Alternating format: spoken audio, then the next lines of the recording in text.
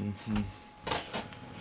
Значит, you were studying in the seminary in Jordanville, 1969, 1971, and then you came back to complete your course of studies in 1976, in 1971. So you had this unique experience to be at this place in very different time, because I understand 1960s it was really time of revolts, cultural revolts, and racial revolts in the States. And then you came back, it was much more quiet. So, and after the seminary, you worked in show business, so very different, but you remain, or the Orthodox faith remained very strong component of your identity. So, what did Jordanville give you in your life? How did you use in this very different work your Jordanville education and experience? I think you answered the question yourself. It gave me an identity. Okay. But it had a very strong impact, obviously. It's 5 years of my life. The first 2 years I was very young. I was 17 and 19. When you came to Jordanville, you were 17. Yeah, we were playing hippie, we were playing all sorts of funny games. But the second time I came to the Jordanville was after visiting Mount Athos, at a crossroads in my life where I didn't know where to go and what to do with my life, and I ended up in Mount Athos, and I decided to go back this time for the real reason for what Jordanville stood for, which is a spiritual haven. It was our Jerusalem, it was our Mecca.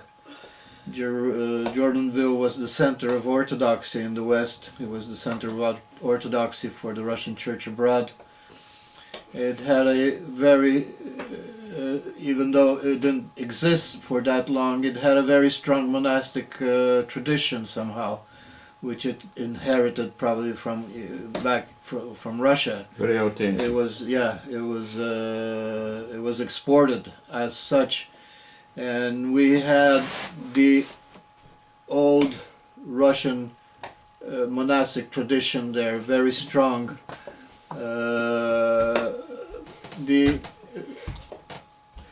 On the academic level, obviously everybody knows that it didn't stand very high.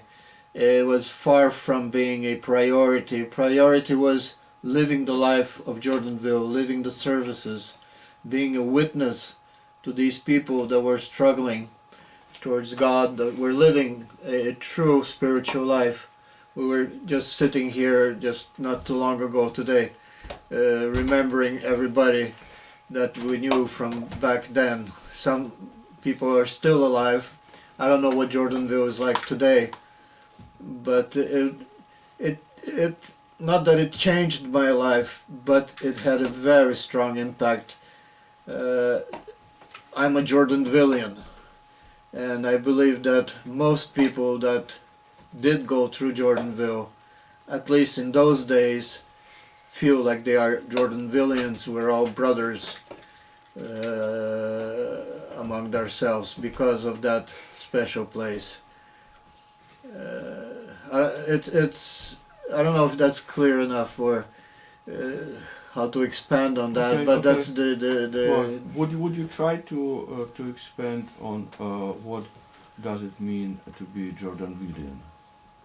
How would you unpack this? You mentioned sort of you are a Jordanvillian. Can you unpack this concept? I mean, what is this? What would you? To a certain extent, well, it's essentially it's leading a spiritual life in a very Russian way. Obviously, each spiritual experience has its cultural side. Right. Jordanville had a very Russian cultural aspect to its Right. spirituality, which is based on patience and love.